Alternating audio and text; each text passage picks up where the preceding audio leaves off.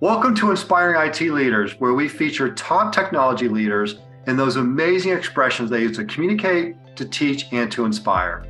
I'm Dan Roberts, your host of this series of 5-minute high-impact micro videos.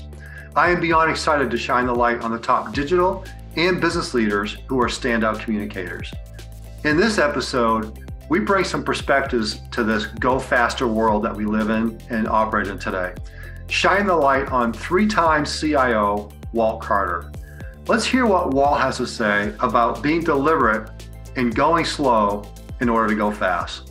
Walt, thanks so much. Take it away. Thanks, Dan. Today, I wanted to just share this notion of fast is slow, slow is fast. That's kind of the underpinning of one of the things we talked about in the last session, which is full turtle power. And you've got this notion out there, and with respect for your family and mine who've served in the military, a lot of times what we learn on the battlefield is not only we can't stay here, but we need to be careful about where we make our next move. We need to be very deliberate about that. And if we go too fast, we make a lot of mistakes. If we try to go, that old cliche about measure 10 times, cut once. If you're going to cut, you don't want to make a mistake, because you can't undo that. And a lot of times in technology, I've been hired several times to do turnarounds of organizations as a CIO or a CTO, or in some cases chief marketing officer now, right? And today I'm a chief digital officer, but it's the same. I go in and I look, and the first thing I find is the technology debt. The technology debt is a visible set of evidence that somebody didn't think their way through the problem. Somebody went and did something very quickly. And so a lot of times what you see, by the way, just very specifically, is we hardwired some things together that we probably should have used an indirect integration method for, right? We created a nest of things that makes it very hard for us to manage change now because of the direct hard wiring, right? The more that we've directly connected things, the harder it is sometimes to make changes to now what is a system of systems.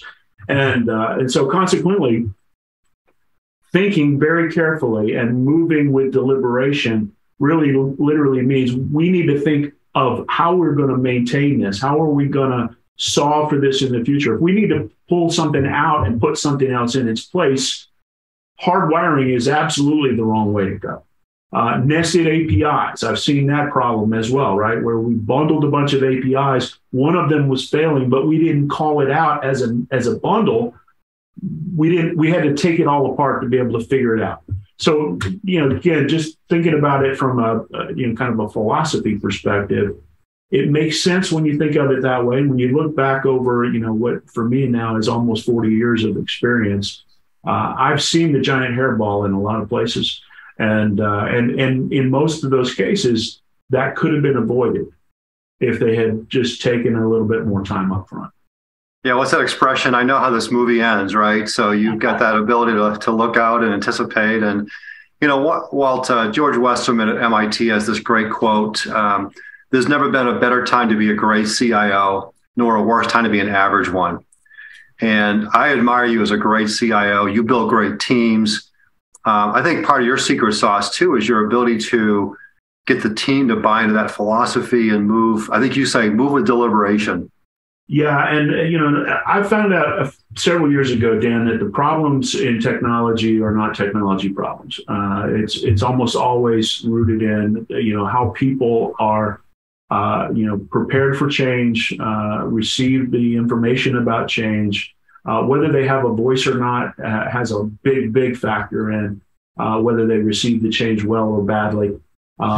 So to me, just again, I love technology. That's why I chose this career, and and I'm still as excited today as I was when I started. Maybe more so because there's just more cool stuff to play with than any time in the past, and there's more new stuff coming at us. Just think about the bell curve of the human population. We got more smart people now than we've ever had before working on really cool stuff. We've got them working all around the world, not just in little pockets like it used to be when I started my career. And so you've got more and more stuff emerging all the time. How do you, as a CIO, take advantage of that stuff that's coming at us that may already be on the shelf, and we just don't know about it. So I think your point is really well made. I think that if you're somebody that really wants to have fun and make a difference, you've got to be looking at the future with excitement and passion, but you've also got to be able to talk about that future to your teams and to the other stakeholders in your organization. And for a lot of us, I mean, and I'm definitely an introvert. I know it doesn't come across that way sometimes, but I have a tough time with communicating a lot, right? It drains my batteries to go out and do that. Versus my extroverted friends who get, they get a charge from that. Well, but I've learned that I've got to do it. I've got to go have those conversations, and I've got to create conversations that lead to energy, and not lead to, kind of a doom cycle. When you think about, the way that sometimes people receive change is, I don't like it, I don't want it, and I already am very comfortable where I'm at. Thanks a lot. Let's don't change anything. Let's leave it alone. Right. So you've got to create a reason why they want to get from where they are to where they want to be.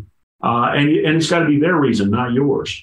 And that takes a lot of energy and conversation. So, there's no shortcut to that, by the way. I've looked for it. I don't believe it exists. I believe you got to pay the price of engaging the people in order for them to engage with the technology solutions. I love it.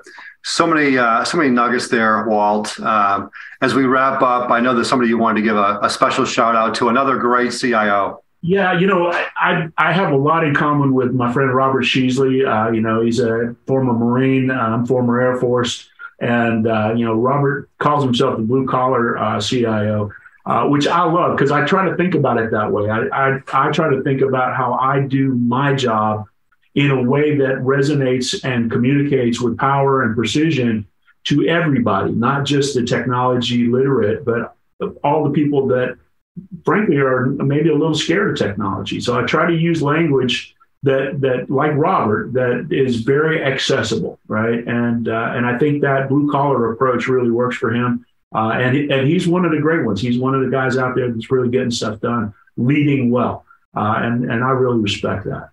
Well, we're so fortunate to have you and Robert both contributing to this Inspiring IT Leaders series. You're inspiring a lot of people, and thanks for paying it forward, Walt. Hey there, I'm Ryan Becker, and I'm on the production team for the Inspiring IT Leaders video series.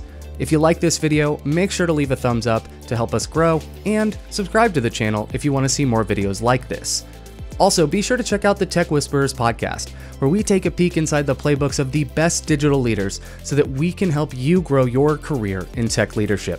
Thank you so much for watching, and we'll see you next time.